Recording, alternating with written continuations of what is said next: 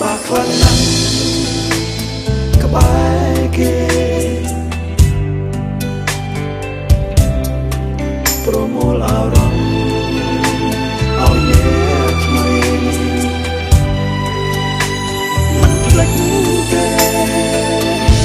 ឲ្យតែមានគេរំលឹកអូហើយអ្វីមកលើខូចចិត្ត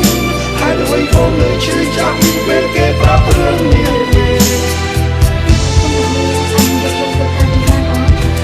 មិនដែលសុខផងតែ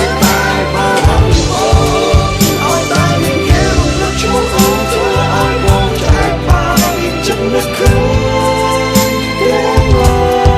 យទឹកភ្នែកមិនដឹងខ្លួន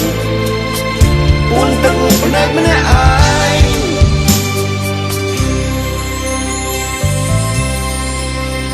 ខ្ញុំមិនទាន់ចិត្តទេគាត់តែអ្នកនេះត្រូវតែសន្យាថាឲ្យមុនចូលធ្វើការវិញ